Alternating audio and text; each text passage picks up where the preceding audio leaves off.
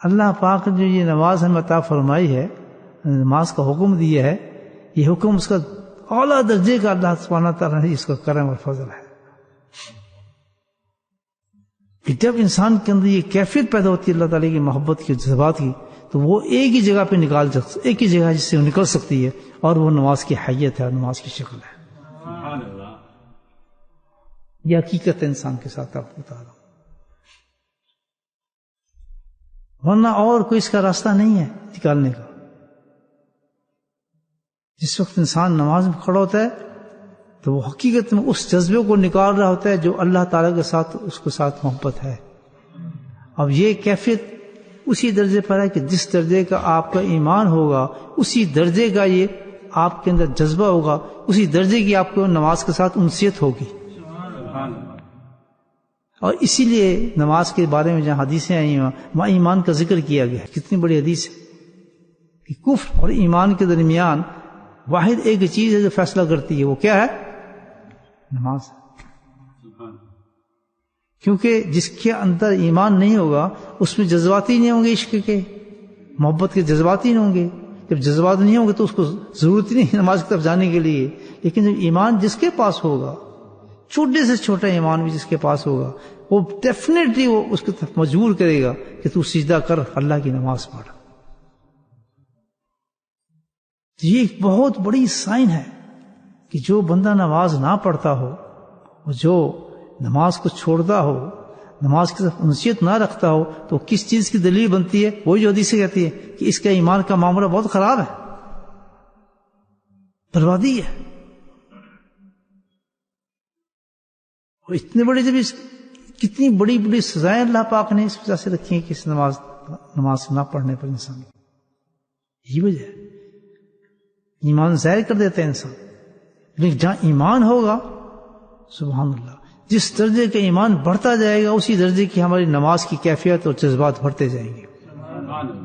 آپ یہ دیکھ لیں کہ عام میرے جیسے انسان کو جو ایمان ہے رکھتا ہو، الحمدللہ ثم الحمدللہ، اس درجے پر بھی، تو اس کا اظہار سب سے پہلے اس کو نظر آئے گا نماز کے اندر۔ جیسے ایمان بڑھے گا آپ دیکھیں آپ کی کیفیت بھی بڑھے گی۔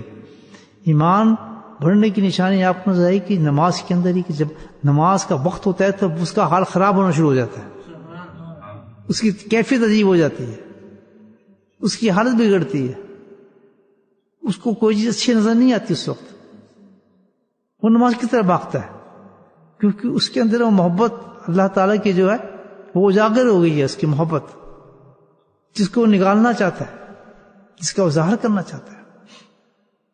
جو اعلیٰ درجے کی ہوتے ہیں الحمدللہ، ان کی کیفیتیں اس سے اعلیٰ ہوتی ہیں، وہ سب کیفیتیں جتنی بھی اعلیٰ درجے کی کیفیت ہیں، آپ کو اگر حال دیکھنے اللہ کے عشق کا تو نماز میں دیکھیں حال، جس کو تو نا حال آ گیا، تو ایمان والے کی تو محبت صاف نظر آ جاتی ہے انسان کی کہ جس وقت نماز پڑھ رہا ہوتا ہے، اور جو ایمان رکھتا ہے وہ نماز کے بغیر رہ ہی نہیں سکتا۔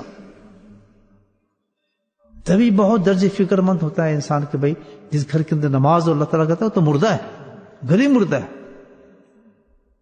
اللہ کی توجہ نہیں ہوتی اس طرف، اللہ کی محبت نہیں ہے، اس گھر کے اندر برکتیں نہیں ہیں، اس میں کسی چیز کے اندر برکت نہیں آ سکتی، کیونکہ ایمان نہیں ہے۔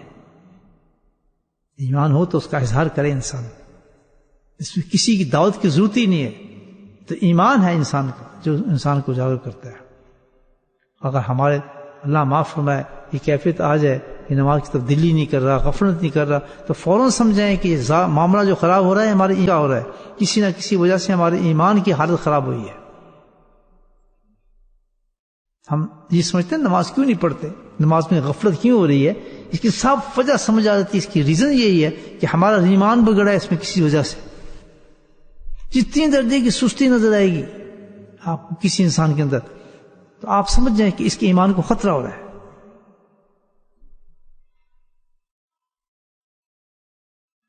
نمازی کی گارنٹی، یعنی دیکھیں آپ کسی درجے کا آدمی ہے نماز پڑھنے جا رہا ہے، اللہ کے نبی فرمایا جب جس کو آپ دیکھیں گے نماز کی طرف جا رہا ہے اس کے ایمان کی آپ گارنٹی دے دیں ایماندار ہے۔ ایمان کا تقاضا یہ ہے کہ بھاگے گا ایک طرف کہ اپنی اللہ کے عشق کے اظہار کروں، جو اللہ نے میرے اندر آگ لگا دی اس ایمان نے، اللہ کی محبت کی، تو ایک ہی واحد اور واحد ایک ذریعہ ہے کسی ذرا جگہ بھی یہ سکون آپ حاصل نہ کر سکیں گے. اللہ کی محبت کو نکالنے کا واحد ایک ہی ذریعہ ہوگا اور وہ نماز ہے اور سجدہ ہے. جہاں پہ اور نماز نہ پڑھے اب پھر ہم فکر مند رہے ہیں کہ ہمارے گھر میں بے برکتی نہیں ہے, ہمارا فلاں نہیں ہے. اتنی بڑی نحوست, بدبختی, اللہ کی لعنت کسی گھر میں نہیں ہو سکتی جتنی بے نمازی کے گھر میں ہوتی ہے. یہ دیکھنے جس کی اولاد, گھر والے, بیوی, بچے, یعنی اللہ کے نبی نے اس کا اظہار فرمایا ہے کہ کتنا بڑا نقصان بتایا ہے کہ دل کرتا ہے, اللہ کے نبی فرماتے ہیں کہ میں اس گھر کو آگ لگا دوں, تہس نہس کر دیا جائے اس گھر کو. اللہ کے نبی کے زبان سے لفظ نکل گئے تو پھر تو بھائیو ایسے گھر کے اندر تو نہ کوئی وظیفہ کام آتا ہے, نہ کوئی چیز کام آتی ہے, کچھ چیز کام نہیں آتی کہ ہمارے گھر میں رحمت آ جائے اس کی. وہ تو ایک ایسا ماحول بن جاتا ہے جیسے کہ نہ ماننے والوں کا ماحول. وہ کھا بھی رہے ہیں, سو تو وہ بھی رہے ہیں, ہر کام دنیا کے ان کے گھر بھی ہے, مال متا بھی ہے, گاڑی بھی ہیں, پیسہ بھی ہے, سب کچھ آپ نظر آئے گا ان کو. تو یہ چیزیں ہو جانا گھر کے اندر جو ہے نشانی نہیں ہے کہ ہمارے گھروں میں اللہ کی رضا آ گئی ہے, اللہ کی برکت آ گئی ہے.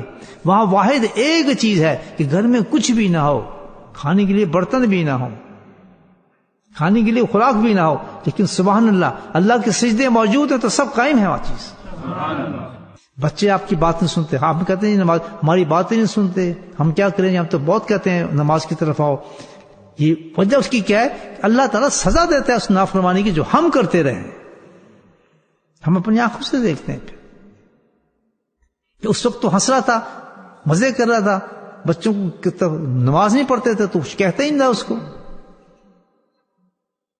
دوسری تو دنیا میں لگانے میں تو بہت شوق تھا لگتا, لیکن اس کو پہلے اس کام کو کر لو, خیر نماز پڑھ لے گا, زندگی پڑھی ہے. نماز یعنی اس کی نماز کو توڑنا کچھ تکلیف دیتا ہی نہیں تھا.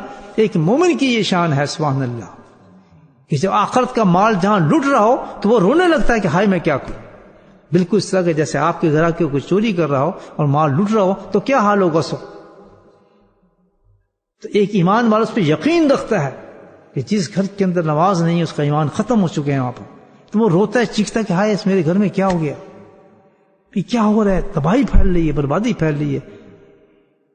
تو بھائی اس کے لیے پھر ایک علاج کریں, ایک علاج کریں, مایوس نہ ہو. سب سے پہلے علاج اللہ سے استغفار کریں, خود اپنے لیے کرتے رہیں کہ اللہ یہ میری غلطی ہے جس کی وجہ سے سب کچھ میری اولاد نافرمان ہو رہی ہے, اس کی سزا مجھے بھگتنی پڑے گی. فکر مند ہو اس چیز پر. سب سے پہلے چیز تو یہ ہونی چاہیے. نمبر دو جو سب سے بڑی چیز ہے جو ہر مسئلوں کو دیتی ہے وہ دعا ہے. دعا کرنے سے نہ تھکے اور دعا کروانے سے نہ تھکے. دعا کرنے سے نہ تھکے اور دعا کروانے سے نہ تھکے.